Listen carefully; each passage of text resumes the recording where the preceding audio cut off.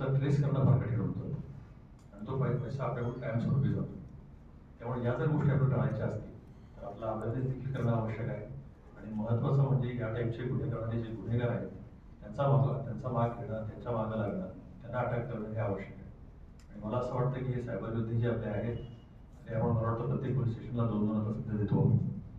तर माझी तुमच्या सर्वांकडून ही अपेक्षा असेल की ज्या काही आपल्याकडे पेंडिंग केसेस आहेत, जे काही गुन्हे झाले आहेत त्याच्यामध्ये पोलिसांना टेक्निकल मदत करणं, ती टेक्निकल मदत अवेलेबल करून लवकरात लवकर गुन्हेगारांपर्यंत पोहोचणं हा पहिला भाग असेल. आणि दुसरा भाग हा असेल की सायबर अवेअरनेसच्या कॅम्पेन्स आपण बऱ्याचशा चालवतो. विक्रम आणि वेताळ की वेताळाने आपला हट्ट सोडला नाही आणि तो झाडाचा लटकू लागला. विक्रमाने आपण आपला हट्ट सोडला आणि झाडा दिशेने चालवला. हे आपल्याला सायबरसाठी नेहमी करायला लागणार आहे आणि हे आपण करत राहूया. मला असं वाटतं की सायबर योद्धे या गावामध्ये आपल्याला खूप मोठ्या प्रमाणामध्ये चांगल्या प्रकारे मदत करू शकतील. त्यामुळे आपल्या सर्वांना मी आपल्या कामासाठी शुभेच्छा देतो. मॅडम साळुंखे यांचे पुन्हा एकदा आभार मानतो. आमचे सायबरचे सिनियर PI बारके यांनी खूप त्याच्यामध्ये इंटरेस्ट घेतला, त्यामुळे त्यांचे देखील मी आभार मानतो.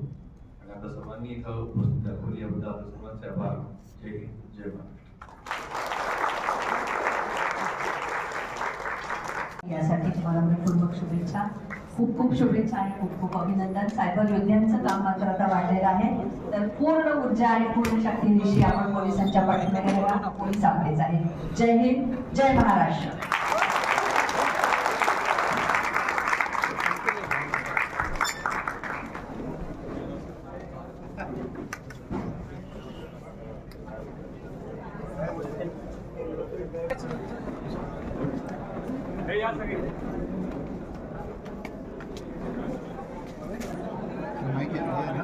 हाँ इसमें नहीं वो लगे आएगा वो आएगा।